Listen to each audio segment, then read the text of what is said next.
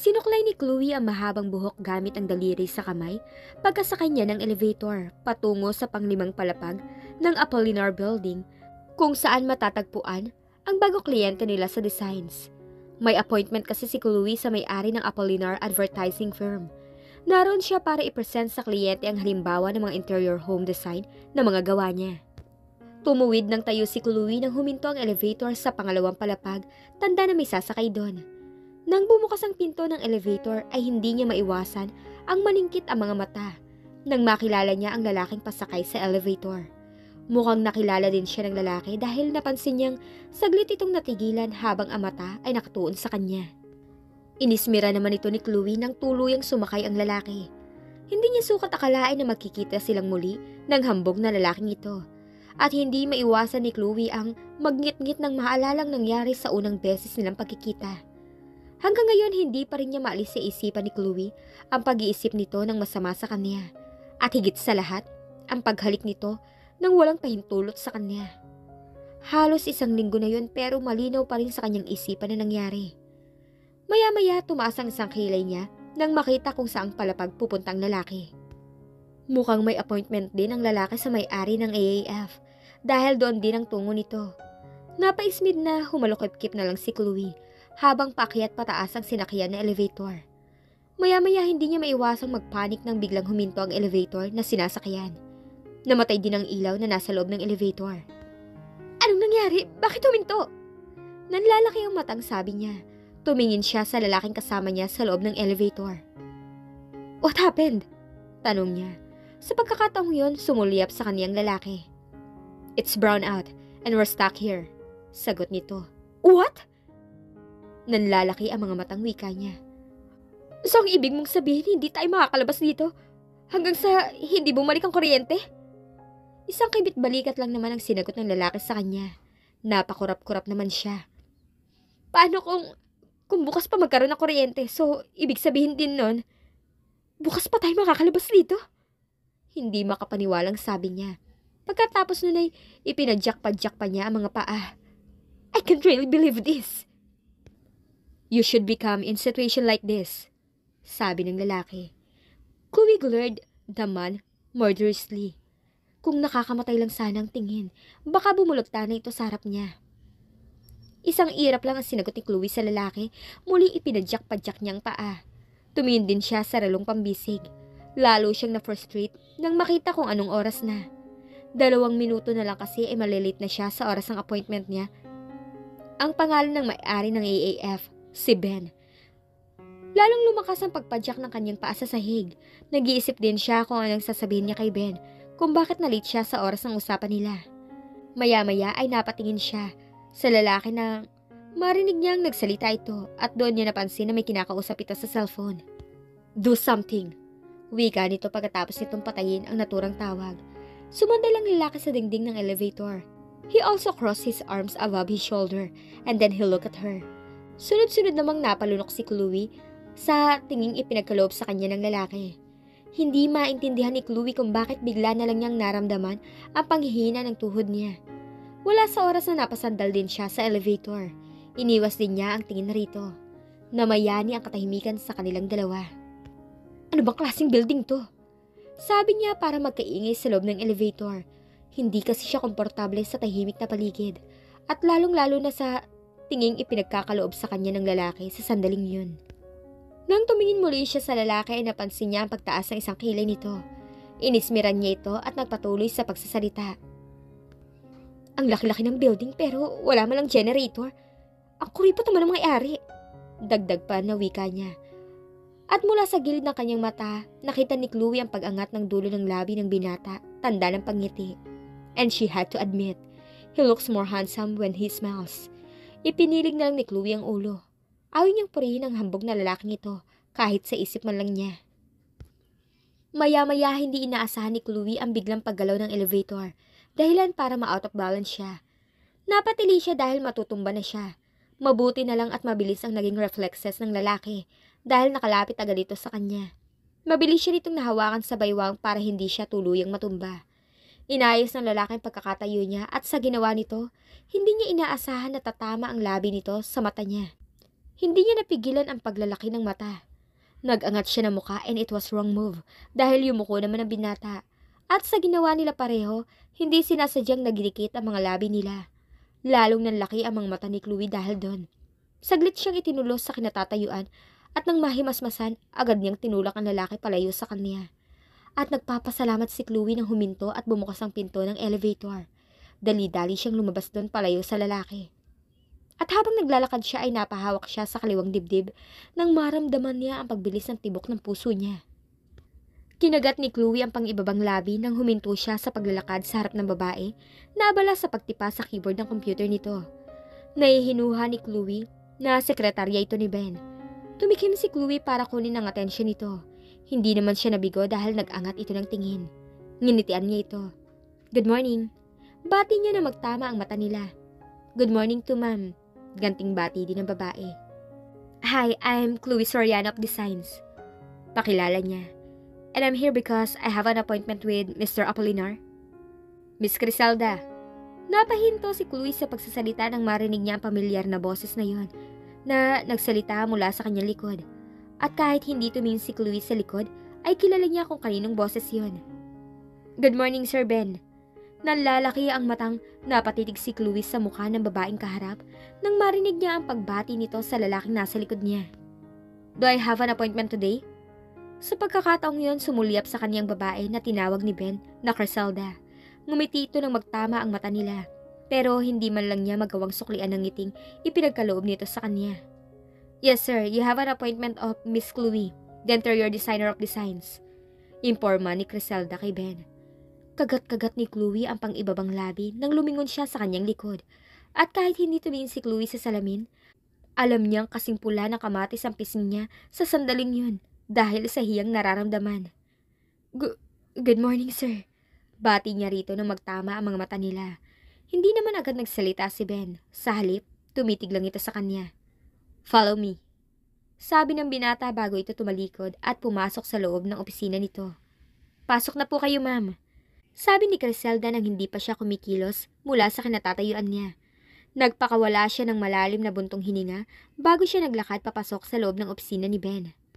Napalunok si Chloe ng sunod-sunod nang pagkapasok niya sa loob, nakatitig sa kanya si Ben. Nakaupo na rin ito sa likod ng executive table nito. Take a seat, Miss... Chloe, sir. Ben nodded. Take a seat, Miss Chloe. Sabi ng bitata. Tumango siya bago umupo sa visitor chair. Ingat na ingat si Chloe na huwag mapatingin sa mga mata ni Ben dahil bigla siyang tinubuan ng hiya sa mga ginawa at sa mga kilos niya kanina rito. At ang mga pag-ismid niya rito. Ang laki-laki ng building pero wala man lang ang generator. Ang kuripot naman ng may-ari. Napangiwi si Chloe nang maalala niya ang mga salitang binitawan niya kanina. Nakakahiya. Sana bubukan na lang ang lupa at lamunin na lang ako. Maya-maya napatingin si Chloe kay Ben nang tumikhim ito. Nakahalokip-kip ang binata habang ang matay nakatuon sa kanya. Chloe inhaled and exhaled deeply to calm herself. Umayo siya mula sa pagkakaupo. Tumikim din siya bago nagsalita. I'm Chloe Soriano from Design, sir. Pagpapakilala ni Chloe. And here is the some example of home interior design. Sabi niya sabay lapag ng hawak na folder sa ibabaw ng desk nito. Ingat na ingat din si Chloe na huwag mapatingin sa mata ni Ben. Bakit hindi ka makatingin ng diretso sa akin? Sa pagkakataong yun ay doon lang tumingin si Chloe kay Ben. Ha? Sumandal si Ben sa kinaupuan nitong swivel chair. Bakit parang ingat na ingat ka mapatingin sa akin? Wika nito bago nito pinag-cross sa mga braso. Natatakot ka ba sa akin? Of course not.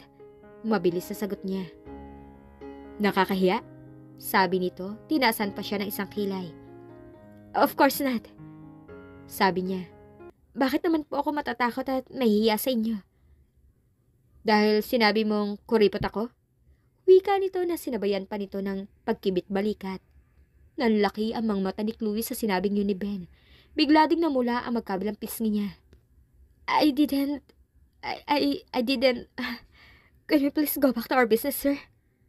Napaismid si Chloe nang tumawa ng mahina si Ben. Kabagan ka sana, sabi niya sa mahinang tinig. I heard you loud and clear. Maya-maya ay wika ni Ben ang mahimasmasan nito sa pagtawa. May nakabalati na amusement sa mata nito nang sulyapan niya ito. Saglit siyang napapikit ng mga mata. She inhaled and exhaled again deeply. Pagkatapos nun, nilakasan niya ang loob para salubungin ang tingin ni Ben. "There are some example of my interior home design, sir," sabi muli niya. "Act professional, Chloe." Binuklat din niya ang folder na inilapag niya sa harap ng mesa nito. Mukha kasing wala itong balak na tingnan niyon. Mula naman sa gilid ng kanyang mata, nakita niyang umayos ito ng pagkakaupo mula sa swivel chair. Nagpatuloy ulit siya sa pagsasalita. "We have different interior home design, from modern to old design." Pagpapatuloy niya, habang binubuklat ang hawak. Depende na yan sa gusto ng kliyente, kung prefer ba niya ang makaluma o yung mga makabagong disenyo. Napahinto si Chloe sa pagsasalita nang makaramdam siya ng tila kuryenteng nanulay sa buong katawan niya nang hindi sinasadyang magdikit ang kamay nila ni Ben nang hawakan din ito ang folder na hawak niya. Saglit siyang napatitig sa kamay nito at dahan-dahan siyang nagangat ng tingin patungo sa mukha nito. At nahigit ni Chloe ang sariling hininga nang mapansin niyang titig na titig si Ben sa kanyang mukha na tila ba sinasabi nito sa kanya na naramdaman din nito kung ano ang naramdaman niya. At sunod-sunod siyang napalunok nang bumaba ang tingin ng binata sa labi niya. "Where are you going, Miss Chloe?" Napahinto si Chloe sa paglalakad nang marinig niya ang boses ni Ben. "Uuwi na, sir." Obvious ba? Gusto sana niyang idagdag pero sinarili na lang niya. Tapos na ang appointment ni Chloe rito. Babalik siya muli rito kapag tapos na niya ang interior home designs na base sa gusto nito. "There is the elevator," turo ni Ben sa kinaroroonan ng elevator. Tiningnan naman ni Chloe ang elevator at hindi niya napigilan ang mapasimangot nang maalala niya kung anong nangyari kanina habang sakay silang dalawa nun. "Sa hagdan na lang ako dadaan, sir. Baka mawala na naman ang kuryente at ma-stuck na naman ako sa loob ng elevator." "You don't have to worry this time, Miss Chloe. I assure you, hindi nahihinto ang elevator." "Paano ka naman nasisiguro, sir?" "Dahil hindi ko ripot ang may-ari ng elevator." Nakangising wika nito. She mentally rolled her eyes. Sa hagdan na lang po ako dadaan. Mas safe pa." "Sige po, sir." Paalam niya rito. Tumalikod na siya. Akmang maglalakad na siya, napatigil siya nang hawakan ni Ben ang braso niya. Napaigtad siya nang maramdaman na naman niya ang tila pamilyar na kuryente na dumaloy sa katawan niya. Bigla din siyang napaatras ng isang hakbang. At isa pa, at isa pa. At hindi inaasahan ni Chloe na mapapatid siya sa ginawa niyang pag-atras. Napansin niya ang mabilis na pagkilos ni Ben para siguro saluhin siya. Pero huli na. "Ow!" daing niya. "Chloe!" Sigaw naman ni Ben sa pangalan niya. Halos magkasabay na sigaw nilang dalawa. Lumuhod dito sa harap niya. "You okay?" tanong nito. Mababa ka sa boses nito ang pag-alala. Isang iwi lang naman ang sinagot ni Chloe rito nang maramdaman niya ang kirot sa bukong-bukong niya. Nang pilit niyang tumatayo mula sa pagkakaupo niya sa sahig. Ben cursed silently. Pagkatapos nun ay walang sabi-sabing binuhat siya nito in bridal position. Mabilis naman siyang humawak sa leg ni Ben para suportahan ang sarili. "Open the door, Criselda," utos ni Ben. Mabilis naman kumilos si Criselda. Binuksan nito agad ang pinto. Pumasok sila doon. Maingat siya nitong ibinaba sa sofa na nasa opisina nito. Nang makaupo siya, hinawakan ni Chloe ang kumikirot na bukong-bukong niya. At nanlaki ang mga mata ni Chloe nang hawakan ni Ben ang paa niya. Anong ginagawa mo?" tanong niya nang dahan-dahang inangat ni Ben ang paa niya. Nag-angat ang tingin si Ben para magtama ang mata nila. "Stay still." Pagkatapos nun ay maingat itong tinanggal ang strap ng suot niyang sapatos. Napangiwi si Chloe nang maramdaman niya ang bahagyang kirot nun. "Still hurt?" tanong ni Ben. Nang tumango siya ay sumulyap si Ben kay Criselda na nasa bungad ng pinto. "Criselda, bring me a first aid kit and a cold compress." Utos nito. "Hurry up." "Yes, sir." Muling ibinalik ni Ben ang atensyon sa paa niya. Hindi naman nagtagal, dumating si Criselda, dala ang pinag-uutos nito.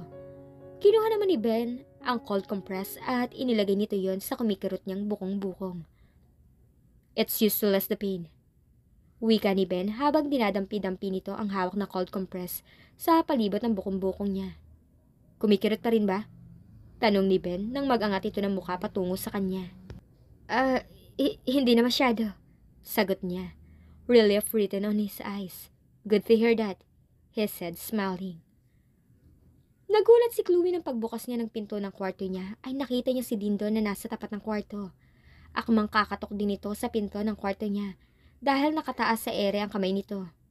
"Oh, bakit?" Tanong niya na magtama ang mga mata nila. Binaba ni Dindo ang kamay na nakataas. "May naghihintay sa'yo na bisita sa labas," imporma nito. "Sino?" "Bago mo yatang manliligaw." "Nagpapasok ka ng hindi mo kilala sa loob ng apartment natin, Dindo?" Sabi ni Chloe sa kaibigan sabay hampas ng mahina sa balikat nito. "Paano kung masamang loob ang lalaking pinapasok mo? Paano kung magdanakaw siya? Paano kung may gagawin siyang masama?" Nanlalaking mga mata ang sabi niya rito. "Huwag kang mag-alala, Chloe Bell. Wala sa itsura niya ang gagawa ng masama. Hindi din siya mukhang mamamasok. Sa itsura ng lalaking yun, baka babae pa ang kusang naghubad sa harap nun." Hindi na natapos ni Dindo ang iba pa nitong sasabihin nang hinila niya ang buhok nito. "Looks can be deceiving, Dindo. Sa panahon ngayon, nag-level up na masasamang loob. Hindi porke gwapo mabuti, hindi porke pangit masama na," sabi niya. Pagkatapos nun, muli siyang bumalik sa loob ng kwarto. Kinuha niya ang baseball bat na itinatago niya. Mayroon si Chloe nun for safety purposes. Panlaban niya yun sa masasamang loob, lalo pat dalawa lang sila ni Dindo na nakatira sa apartment. At Diyos ko, bakla pa ang bruha. "Hey Chloe, anong gagawin mo?" sabi ni Dindo habang hinaharangan nito ang dinadaanan niya. "Bakit bitbit mo yung baseball bat mo?" "For our protection. Mahirap na at baka masamang loob ang pinapasok mo. At kung totoong tama ang hinala ko, papaluin ko siya nito." Nilagpasan na rin niya ito. "Pwede kang makulong dyan sa gagawin mo." Biro na wika ni Dindo. "Hindi rehistrado yung baseball bat mo." Itinirik ni Chloe ang mata sa sinabing yun ni Dindo. "Sa gagawin mo, pwede ka ding kasuhan ng physical injury." Hindi na lang pinansin ni Chloe ang pinagsasabi ni Dindo. Sa halip, nagtuloy-tuloy siya. Nagsalubong ang kilay ni Chloe. Nang hindi niya mamataan ang sinasabing bisita ni Dindo sa sala ng apartment nila. Mukhang tama ang hinala ni Chloe. Mukhang masamang loob ang lalaking pinapasok ni Dindo. Sang parte kaya ng apartment nila nagpunta ito? Baka sa kusina. Nililimasan ito ang mga plato nila? Itinas ni Chloe ang hawak na baseball bat. Humigpit din ang pagkakahawak niya ron. Nasa dulo na siya ng hagdan nang biglang sumulpot ang lalaki. Nagulat siya nang makilala niya ang lalaking tinutukoy ni Dindo. Sa sobrang pagkagulat, namali siya ng naapakan dahilan para madulas siya at napaupo siya sa dulo ng hagdan. Nabitawan din niya ang hawak na baseball bat at sakto pa yung tumama sa paa niya.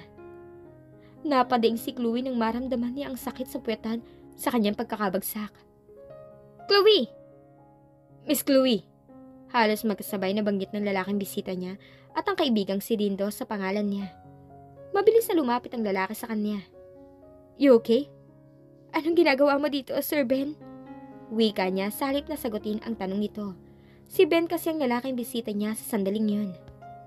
"I'm here to check on you," sagot nito bago ito tumingin sa paa niya. Nakuha naman niya ang gusto nitong sabihin.